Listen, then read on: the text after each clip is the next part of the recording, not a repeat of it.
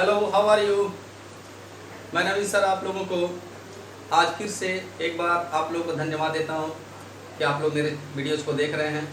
मैं आपके लिए रोज़ एक अच्छे से वीडियोज़ लेकर आ रहा हूं जिसमें मैं काफ़ी इंपॉर्टेंट थ्योरम्स के बारे में डिस्कस कर रहा हूं। आप लोग इसे जो है देख करके अच्छी तरह समझने की कोशिश करेंगे और देख के समझ में आएगा भी, मुझे पूरी उम्मीद है। मैं आप लोगों को ये बतलाने की कोशिश करता हूं कि कोई भी थ्योरम्स उतना टिपिकल नहीं है, अगर समझा जाए तो काफ़ी आसान है। मैं बीएससी इसके स्टूडेंटों के लिए खास करके उनको ये कहना चाहता हूं कि आप जो भी वीडियोस मैं बना करके दे रहा हूं यूट्यूब पर, उसमें आप लोगों के विषय में खासा ध्यान रखा जा रहा है, क्योंकि आप लोगों के लिए मटेरियल नेट्स पर ज़्यादा मिलता नहीं है और मैं आप लोगों को अपने माध्यम से काफ़ी सुविधा देने की कोशिश कर रहा हूँ कि आप लोगों को सारे मटेरियल्स उपलब्ध हो सके नेट्स पर, ताकि वो बच्चे जो नहीं जा सकते हैं कहीं पर सीखने के लिए या क्लास करने, तो उनको मेरे वीडियो के माध्यम से हेल्प मिल सके। तो मैं आज इसी क्रम में एक जो टॉपिक लेकर के आया हूँ वो है न्यूटन्स का थ्योरम से रिलेटेड है। न्यूटन्स यहाँ पर जो है बतलाएगा कि कैसे हम लोग पॉलिनोमियल्स के जो रूट्स होते हैं और उनके कोएफिशिएंट्स में जो रिलेशनशिप होता है उसको कैसे प्राप्त किया जाता है। जैसे कि हम लोग पहले भी पढ़ चुके हैं कि जो कोएफिशिएंट्स होते हैं पॉलिनोमियल के और उसके जो रूट्स होते हैं उनमें जो रिलेशंस होता है उसको हम लोग क्वाड्रेटिक के रूप में जान चुके हैं, क्यूबिक के पॉलिनोमियल में जान चुके हैं। अगर हमारा पॉलिनोमियल काफ़ी लंबा है, nth डिग्री का हो, तो वहाँ पर हम कैसे उसके रूट्स का जो है सम प्रोडक्ट निकाल सके। तो हम लोग जनरल तरीके से भी इसको सीख सकते हैं और साथ ही साथ हम लोग न्यूटन के द्वारा दिए गए थ्योरम के माध्यम से भी सीख सकते हैं। फॉर एग्जाम्पल, जैसे अगर हमारे पास a1x³ है, a2x² a3x प्लस a4 = 0, ऐसे अगर पॉलिनोमियल दिया हुआ है तो इससे कितने रूट्स होंगे? जनरली 3 रूट्स होंगे। आपको तो समझ में आ ही रहा होगा कि पावर 3 है तो 3 रूट्स होंगे। अब तीनों का सम यानी कि सिमिलर पावर्स के जो रूट्स हैं उनका सम -b/a, ऐसा हम लोगों ने पढ़ा है पहले। इसमें हो जाएगा -a2/a1। फिर दो टर्म का अगर हम लोग निकालेंगे तो होता है c/a, तो यहाँ c का वैल्यू हो गया a3/a1 और फिर 3 का एक ही साथ करने पर क्या होगा तो -d/a, तो d का वैल्यू यहाँ पर a4 है और a1। अब इस तरह से हम लोग अगर इस पॉलिनोमियल का जो रूट्स था उसका जो रूट्स के सिमिलर पावर वाले रूट्स के जो सम हैं उनका जो वैल्यू है कोएफिशिएंट में किस तरह से रेशनल दिया हुआ है वो दिख रहे हैं। उसी तरह से अब दो रूट्स का जो प्रोडक्ट का सम जब हम लोग कोएफिशिएंट के साथ देखते हैं तो इस तरह से रेशनली मिल रहा है। उसी तरह से 3 का प्रोडक्ट देखते हैं तो कोएफिशिएंट के साथ इस तरह का रेशनल मिल रहा है। तो आप लोग हर पॉलिनोमियल में ऐसा कर सकते हैं कि उसके रूट्स जितने भी होंगे तो उनके सिमिलर पावर्स, न्यूटन थ्योरम क्या करता है? न्यूटन थ्योरम में वही कहता है कि similar powers of the roots of an equation can be expressed rationally in terms of the coefficients. जैसे आप लोग पहले पढ़े होंगे, इसके बारे में प्रूविंग्स वगैरह तो नहीं आप लोगों ने सीखा होगा, सिर्फ कैसे ये लिखा जाता है वो आप लोगों को बताया गया होगा। मैं आज प्रूविंग करके बताऊंगा कि हमारे पास पॉलिनोमियल की डिग्री अगर n भी है तो हम लोग कैसे उसके रूट्स को, उसका रूट्स का जो सिमिलर पावर का सम कोएफिशिएंट से रिलेटेड है उसको हम समझेंगे। तो आइए शुरू करते हैं हम लोग इसका प्रूविंग कैसे करना है। तो बच्चों, सबसे पहले आप लोगों को मान लेते हैं कि मेरे पास एक पॉलिनोमियल है। Late fn(x) = a0(x⁴n), a1(xn−1), a2(xn−2), ऐसे करते हुए हमारे पास लास्ट में n = 0। ये हमारा पॉलिनोमियल है जिसका डिग्री n है और हम लोग लेट कर लेते हैं कि roots of fn(x) be α1, α2, α3, αn। तो इस तरह से हमारे पास अगर n डिग्री का अगर पॉलिनोमियल है तो हम लोगों को ये तो समझ में आ ही रहा है कि n रूट्स होंगे उसके। अब रह जाता है कि इस fn(x) को हम लोग इस तरह भी लिख सकते हैं a not x minus alpha 1 x minus alpha 2 x minus alpha 3 dot dot x minus alpha n. तो ये जब रूट्स हमें पता चल गया है तो फिर हम लोग फैक्टर के टर्म में सारे रूट्स को प्रोडक्ट कर देंगे और जो कांस्टेंट ए नॉट जो है वो साथ में रहेगा। इस तरह से एफ एन एक्स को हम लोग ऐसे लिखने के साथ साथ इस तरह भी लिख सकते हैं, यानी ये इक्वेशन और ये इक्वेशन एक ही हो जाएगा। अब जो है आप लोग इसको नंबर 1 दे दें, इसको नंबर 2। अब हम लोग क्या करते हैं कि इस दिए हुए पॉलिनोमियल का जो प्रोडक्ट का रूप फॉर्म है, इस प्रोडक्ट वाले फॉर्म में बोथ साइड लॉग लगा देते हैं। टेकिंग लॉग बोथ साइड्स, तो हम लोगों के पास क्या हो जाएगा, log f n x equal log a not x minus alpha 1 x minus alpha 2 x minus alpha 3 dot dot x minus alpha n. ये इस तरह से हमारे पास लॉग लगाने से प्राप्त होगा। अब जो है लॉग लगाने के बाद हमें क्या होता है कि जैसा हम लोग जानते हैं कि सब प्रोडक्ट में है तो वो सारा का सारा प्लस में आ जाएगा। लॉग एक्स माइनस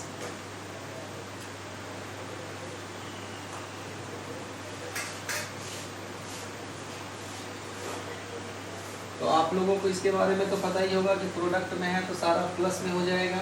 अब हम लोग यहाँ से क्या करेंगे कि इस दिए हुए इक्वेशन को डिफरेंशिएट करेंगे। तो डिफरेंशिएशन से हमें क्या प्राप्त होगा वो हमें देखना है।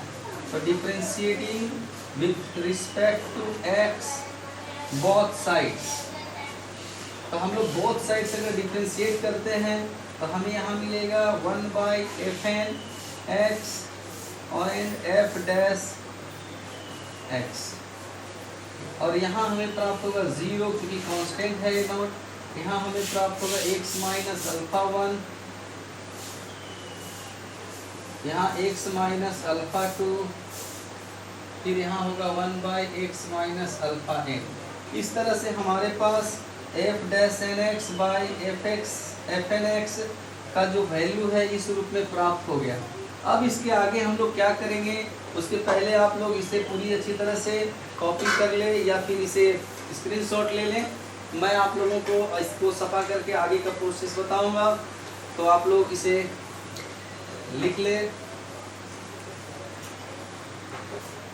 अब बच्चों आपने देखा था कि हमने डिफरेंशिएट किया था तो उसमें f dash x by f n x equal हमें प्राप्त हुआ था 1/x minus alpha 1, 1/x minus alpha 2, 1/x minus alpha 3, इस तरह से dot dot 1 minus x minus alpha n। इससे हम लोग और आगे अगर यहाँ पर ध्यान दें तो इसे हम लोग f n dash x equal f n x को ऊपर लेके जा सकते हैं।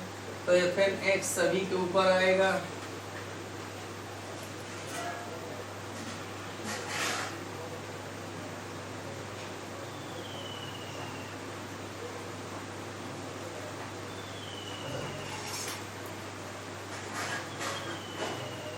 अब इससे हम लोग इक्वेशन नंबर 4 दे सकते हैं, क्योंकि अगर में हम लोगों ने 3 तक शायद दिया था, 3 तक ना दिया हो 2 तक दिया था, तो इसको हम लोग 3 भी ले सकते हैं।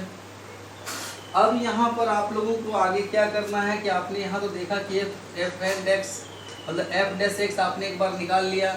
अब एक बार आपके पास फंक्शन एक्चुअल में हमारे पास जो फंक्शन था वो a not x to the power n, a1 x to the power n minus 1, a2 x n minus 2, इस तरह से मेरे पास फंक्शन था पूरा एक्चुअल में।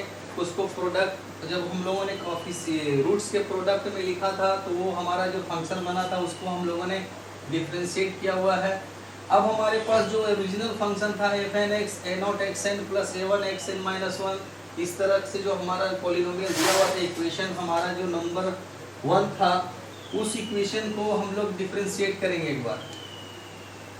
अब इस इक्वेशन को भी एक बार डिफरेंशिएट करेंगे जो कि हमारा इक्वेशन नंबर 1 था। तो differentiate with respect to x, तो we get f dash x a not n x to the power n minus 1, a1 n minus 1 x to the power n minus 2, a2 n minus 2 x to the power n minus 3 dot dot h 0। तो ये आपका एक term आप चाहे तो लिख सकते हैं a n माइनस 1, क्योंकि इसके ठीक पहले वाले टर्म में x होगा। चलिए मैं लिख देता हूँ एक टर्म बढ़ा करके यहाँ पे। तो एक यहाँ तक डिफरेंशिएशन से कांस्टेंट बचेगा, ये वाला हमारा गायब हो जाएगा। अब जो है इसको देखें आप और इसको देखें, दोनों तो एक ही चीज़ के बारे में निकला है कि दोनों f डैश x ही निकला एक ही फंक्शन का।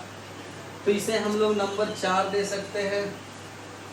अब जो है हमें करना क्या है कि इस x माइनस अल्फा 1 से पूरे पॉलिनोमियल को डिवाइड करना है, तब यहाँ पता चलेगा कि हमारे पास कितना कोशिएंट आता है। अब चूंकि आप लोगों को ये तो समझ में आ गया होगा कि अल्फा 1 अगर रूट है हमारे पॉलिनोमियल का, तो नो डाउट कि वो पूरी तरह से फंक्शन को डिवाइड करेगा।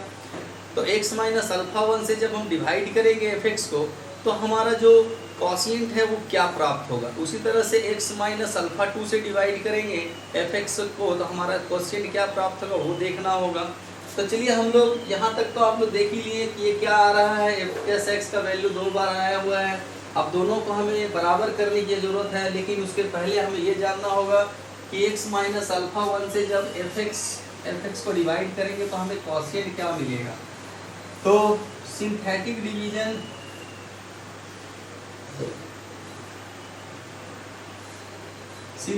डिवीजन के माध्यम से हम लोग प्राप्त कर सकते हैं। तो x माइनस अल्फा 1 यानी कि अल्फा 1 हमारा रूट है, तो इसे जब डिवाइड करेंगे हम लोग तो कोएफिशिएंट्स को लिखा जाता है।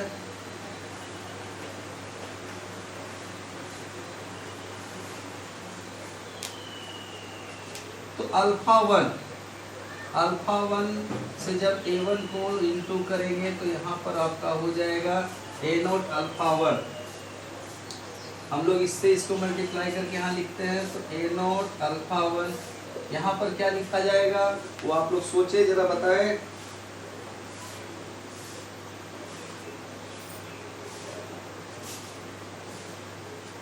यहाँ पर हमारे पास क्या पर लिखना होगा, तो अल्फा 1 के साथ एक बार इसको इंटू करना होगा और अल्फा 1 को एक बार इसके साथ इंटू करना होगा, दोनों को जोड़कर यहाँ लिखना पड़ता है। तो ये आप लोगों को समझ में आना चाहिए। Alpha 1 a1 plus alpha 1 a0 alpha 1 square.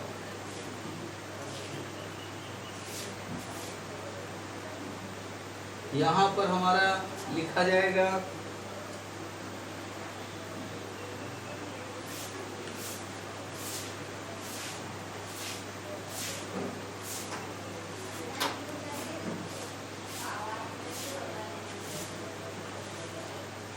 देखिए करने का तरीका आप लोगों को आना चाहिए कि आगे कैसे पढ़ते हैं हम लोग। सिंथेटिक डिवीजन अगर आप लोगों ने पढ़ा होगा तो अल्फा 1 a0 हो गया, तो यहाँ पर आप a0 इससे इसको इंटू करेंगे, यहाँ लिखेंगे। अब ये दोनों को जोड़ा जाता है तो a1 प्लस a0 अल्फा 1। और जब इससे इसको मल्टीप्लाई करेंगे हम लोग तो अल्फा 1 a1 और अल्फा 1 अल्फा 1 स्क्वायर और a0। अब ये दोनों को यहाँ जोड़ा जाएगा तो a2 plus alpha 1 a1 a0 alpha 1 square. अब इसके साथ जब अल्फा 1 को मल्टीप्लाई करेंगे तो यहाँ आगे जो बीच में हमारा होगा वो क्या आएगा वो यहाँ लिखा जाएगा। इसी तरह करते हुए लास्ट में जब हम लोग जाएंगे तो लास्ट में हमें कितना प्राप्त होगा वो सोचना है, क्योंकि बीच में बहुत सारे टर्म्स को मैंने छोड़ दिया है। लास्ट के टर्म जो है an के नीचे कितना लिखा जाएगा, अरे लास्ट में नीचे के टर्म में कितना लिखा जाएगा, खोज कर दिए तो लास्ट वाले टर्म में हम लोगों को an के नीचे में an माइनस 1 अल्फा 1 आएगा। अब इस तरह से हम लोग जब लास्ट के टर्म को जोड़ेंगे तो हमें an plus an minus 1 alpha 1 प्राप्त होगा। अब जो है ये सब का सब 0 के बराबर टोटल का सम होगा, क्योंकि हम लोग जानते हैं कि ये जो हमारा कोएफिशिएंट आया हुआ है एक नए पॉलिनोमियल को लिख देगा, जिसकी डिग्री जो होगी n से 1 कम हो जाएगी, क्योंकि जब अल्फा 1 से डिवाइड करेंगे तो पूरी तरह खत्म हो जाएगा और सबसे लास्ट में हमें 0 प्राप्त होगा इसके साथ। यहाँ पे लास्ट में ख़त्म होकर के हमें 0 प्राप्त होने वाला है, ऐसा हम लोग जानते हैं, ताकि क्योंकि अल्फा 1 हमारा जो है डिवाइजर है पूरी तरह से इस पॉलिनोमियल का। तो जो अब हमारे पास जो है फंक्शन है, उसमें हम लोग इस पॉलिनोमियल को किस रूप में देखेंगे। तो हम लोग अब नया पॉलिनोमियल जो होगा वो कैसे लिखा जाएगा, fn(x), जिसमें कि 1 डिग्री कम हो जाएगा हमारा, और वो हो जाएगा a0 x to the power n-1 plus a1 plus a0 alpha 1 x to the power n-2 plus a2 alpha 1 plus a2 plus alpha 1 a1 plus a0 alpha 1 square x के साथ n-3, ऐसे करते हुए लास्ट में हमारे पास an-1 alpha 1 equal to 0। ये हमें नया पॉलिनोमियल मिलेगा जो कि फर्स्ट पॉलिनोमियल से 1 डिग्री कम होगा। तो जब हम इससे डिवाइड करेंगे तो इसका 1 डिग्री कम हो जाएगा, जब इससे डिवाइड करेंगे तो पूरा पॉलिनोमियल का 1 डिग्री कम होगा। तो ये हम लोग इसी तरह से बारी बारी से सबका देखेंगे डिवाइड करके कि क्या होता है। आप लोग इसे देख करके स्क्रीनशॉट ले लें।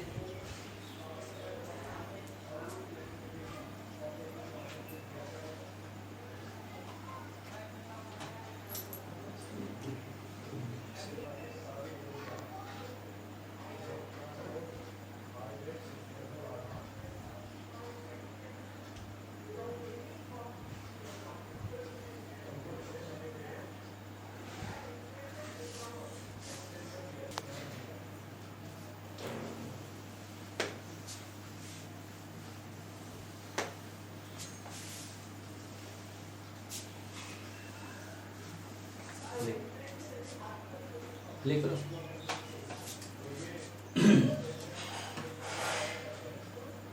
हम लोगों ने देखा कि f(x) को जब x माइनस अल्फा 1 से डिवाइड करते हैं तो हमें जो नया पॉलिनोमियल मिल रहा था वो polynomial a0 x to the power n-1 plus a0 alpha 1 plus a1 और x to the power n-2 a0 alpha 1 square plus a1 alpha 1 plus a2 x to the power n-3 और फिर plus. ऐसे करते हुए हम लोग जब last में जाएंगे तो हमें प्राप्त होगा alpha 1 n-1 plus a1 alpha 1 n-2 plus dot dot plus an-1, ये इक्वल टू 0। कहने का मतलब है कि जब हम लोग x माइनस अल्फा 1 से पूरे को डिवाइड करने के बाद हमें ये पॉलिनोमियल प्राप्त होगा। सिमिलरली जब हम लोग fn(x) को x माइनस अल्फा 2 से जब डिवाइड करेंगे तो इसी तरह सिमिलर पैटर्न पे हम बैठा सकते हैं उसको। a0 x n-1 plus a0 alpha 2 plus a1 x to the power n-2 a0 alpha 2 square plus a1 alpha 2 a2 x to the power n-3 plus a0 alpha 2 n-1 plus a1 alpha 2 n-2 plus इस तरह से आप last में n-1। जब आप सभी को divide करेंगे अल्फा 3 से डिवाइड करेंगे तो आप पैटर्न ध्यान में रखिए, इसी पैटर्न से आपको बैठा देना है। a0 x n-1 a0 alpha 3 a1 x to the power n-2 a0 alpha 3 square a1 alpha 3 a2 x to the power n-3 plus A nought alpha 3 n minus 1 a1 alpha 3 n minus 2 dot dot a n minus 1। तो यहाँ के बाद आप इसी तरह से सबको divide करते जाएंगे, तो जब लास्ट टर्म हमारा होगा f n x by x minus alpha n, इससे डिवाइड होगा तो हमें क्या प्राप्त होगा, a nought x to the power n minus 1 a nought alpha n a one x to the power n minus 2 a nought alpha 3 alpha n square a one alpha n a two x to the power n minus 3 plus dot dot a nought alpha n to the power n minus 1 a one alpha n n minus 2 dot dot a n minus 1। तो जब सबको divide किया जाएगा तो इस तरह से हमें प्राप्त होगा सबके साथ एक नया, इसको डिवाइड करने से क्या बचेगा वो हमें प्राप्त होगा, इसको जब इससे डिवाइड करेंगे तो क्या प्राप्त होगा वो हम लोगों ने देख लिया। अब हमें इसको एक साथ जोड़ने की आवश्यकता है, तो आप लोग इसको देख लें, बहुत सिंपल है, उतना ज़्यादा टिपिकल नहीं है, आप लोगों को समझ में भी आएगा मुझे उम्मीद है। थोड़ा लंबा है लेकिन आसान है, आप लोग देखने से समझ सकते हैं। आप लोग बीएससी के स्टूडेंट्स हैं, सीनियर भी हैं, तो आप लोग को समझने में ज़्यादा दिक्कत नहीं होनी चाहिए, और नहीं है तो फिर कहने की ज़रूरत ही नहीं होगी कि आपको समझ में नहीं आ रहा है। तो इसको आप लोग लिख ले। चलिए मैं इसे मिटाता हूँ। तो हम लोग अब सारे को अगर ऐड करेंगे तो हमें क्या प्राप्त होगा, सारे वाले जो लेफ्ट साइड वाले पार्ट थे सबको ऐड करना है। तो ऐड करने के बाद जैसे इसका जो टर्म था उसमें हमारा जो फर्स्ट में था वो हमारा था ए नॉट ए वन, फिर था हमारा सेकेंड वाले में भी ए नॉट, फिर थर्ड में भी ए नॉट, सब में ए नॉट पहले आया हुआ था हमारा, और सबके साथ डिग्री एक्स का पावर एन माइनस 1 लगा हुआ था। मैं क्या कह रहा हूँ उसको ध्यान से समझ लीजिए। जैसे कि f n x by x minus 1 जो हमने लिखा था अल्फा 1, उसमें हमने लिखा था ए नॉट एक्स एन माइनस 1। तो हर एक बार हमारा देखिएगा हर डिवीजन में ए नॉट एक्स एन माइनस 1 आया होगा।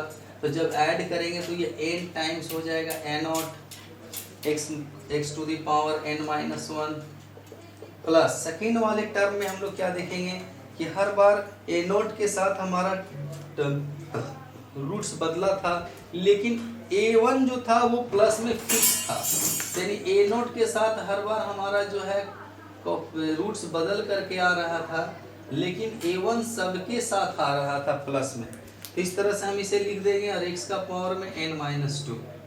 फिर आगे में जब एक्स माइनस 3 की बात अगर हम करेंगे, सॉरी तो यहाँ ए वन सब के साथ आएगा तो हमारे पास हो जाएगा एन ए वन, और फिर आगे का जो टर्म होगा उसमें हम लोग क्या देखेंगे कि ए नोट जो था वो सभी स्क्वायर वाले टर्म के साथ आ रहा था,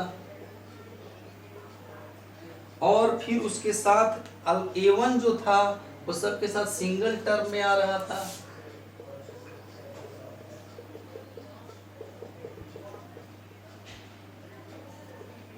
और फिर ए नोट जो था हमारा वो इसमें शामिल था या नहीं, ये आप लोग देखेंगे क्या कि उसमें लास्ट में हमें ए टू बार बार सब में मिलेगा, तो एन ए टू आपका जो है साथ में पूरी तरह एन बार आएगा। तो ये आप लोगों को यहाँ पर जो डिग्री होगा एक्स एन माइनस 3, ऐसे करते हुए आप सबको जोड़ सकते हैं। जो सबसे लास्ट टर्म होगा जिसमें कि कोफिशिएंट सिर्फ होंगे और उसमें कोई एक्स नहीं होगा, वो टर्म मैं लिख देता हूँ, वो कितना होगा, a nought alpha 1 n minus 1 alpha 2 n minus 2, इस तरह से alpha n n minus 1, sorry सब में एन माइनस 1 ही आएगा। चलिए इसको नीचे लिखते हैं। सबसे लास्ट टर्म की मैं बात कर रहा हूँ, जो सबसे लास्ट में आएगा उसमें ए नोट के साथ आएगा alpha 1 n minus 1 alpha 2 n minus 1 alpha 3 n minus 1, सबकी डिग्री सेम होगी, अल्फा एन एन माइनस 1। फिर ए वन की बारी आएगी, तो ए वन के टर्म में हमारा जो होगा alpha 1 n minus 2 alpha 2 n minus 2, इस तरह से चलता रहेगा, अल्फा एन एन माइनस 2। फिर ए टू की बारी आएगी, फिर A3 की बारी आएगी, इसी में लास्ट में हमारे पास जो है कांस्टेंट बचेगा और वो रहेगा n(an-1). तो ये सबसे लास्ट टर्म जो होगा वो होगा जिसमें कि कोई x वाला टर्म प्रेजेंट नहीं होगा। इस बार हम लोग क्या देखते हैं कि ये जो सम का जो वैल्यू है उसको हम लोग कोई नाम दे देते हैं। तो अगर सिंगल पावर के सम है तो उनको S1 का नाम कर लेते हैं। Let S1 equal to α1 α2 α3 dot dot α(n). S2 का मतलब हम लोग पावर 2 रख लेते हैं, α1 स्क्वायर α2 स्क्वायर α3 स्क्वायर α(n)²। उसी तरह से एंड सो ऑन। हम लोग Sn का मतलब हो गया कि जब पर डिग्री हमारा जो होगा, या इसको हम कह सकते हैं SR भी कह सकते हैं, n से तो कम ही मिलेगा हमें, n तक तो मिलेगा नहीं डिग्री। तो SR या n-1 की बात करें तो α1 का पावर में R, α2 का पावर में R, α3 के पावर में R। इसी तरह से एब्रीविएशन हम लोग दे सकते हैं। और अब ये जो पार्ट आप लोगों ने देखा कि इसमें हम लोग जब सारे को जोड़ रहे थे तो हमारा जो लेफ्ट साइड ऐसे हो गया, राइट साइड में हमारा इस तरह से प्राप्त हो रहा था। अब इसको थोड़ा और मिनिमाइज करने के लिए हम लोग इसको एक नोटेशन इन सब को दे देते हैं ताकि हम लोगों को सुविधा हो इस वाले पार्ट को थोड़ा लिखने में। तो चलिए इसको आप लोग देख लें, बढ़िया से इसको लिख लें। मैं इसके आगे का प्रोसेस करता हूँ। मैं इसे साफ करने जा रहा हूँ, आप लोग लिख चुके होंगे आई थिंक।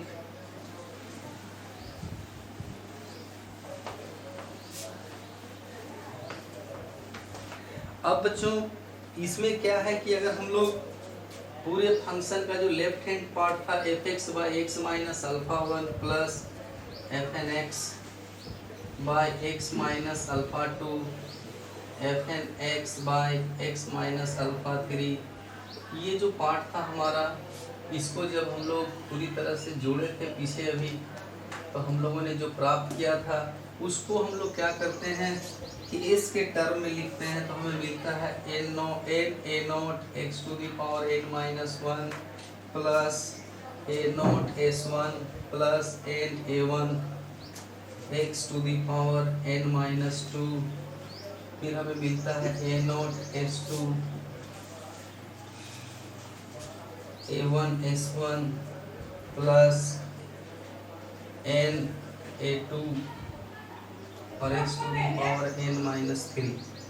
इसी तरह से जब हम आगे बढ़ते हुए चले जाएंगे तो लास्ट में हमें मिलेगा a0 Sn-1 a1 Sn-2 dot dot dot, last में हमें n(a)n-1 प्राप्त होगा। तो ये जो सब को जोड़ने से हमने देखिए जब S1 S2 Sn इस सब का नाम रख दिया सभी तरह के सेम पावर वाले रूट्स का सम का, तो हमें इस तरह का इक्वेशन मिल जाएगा। और जैसे कि पहले आप लोगों को पता था कि हम लोगों ने डिफरेंशिएशन जब वन इक्वेशन को किए थे तो हमें प्राप्त हुआ था ये भी जो पोर्शन है पूरा का पूरा जो लेफ्ट हैंड वाला पार्ट जो था वो भी f'(x) का ही वैल्यू था। और एक बार हम लोगों ने f'(x) का वैल्यू को फर्स्ट वाले इक्वेशन से डिफरेंशिएट करके निकाले थे, तो उसमें n(a0) x⁴n-1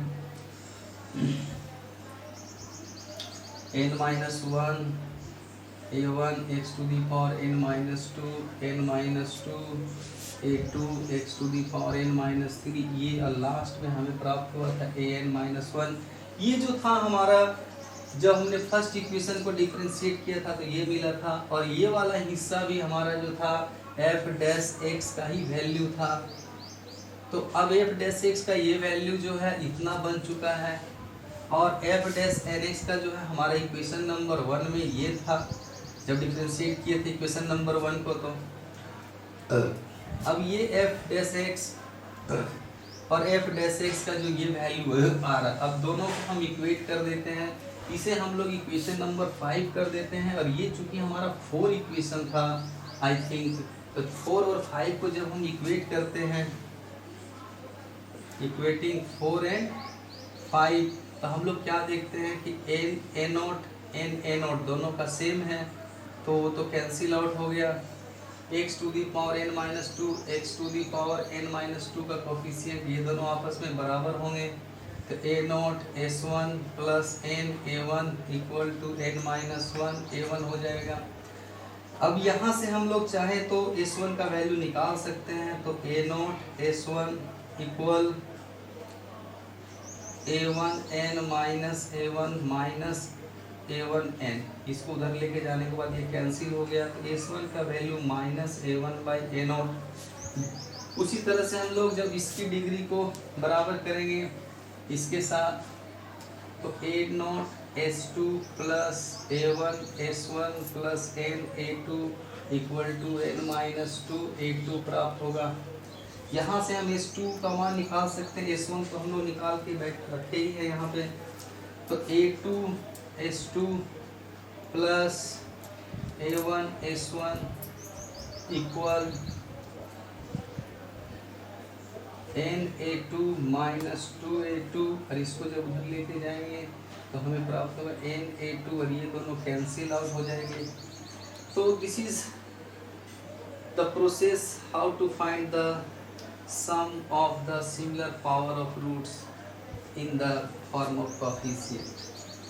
तो A0 S2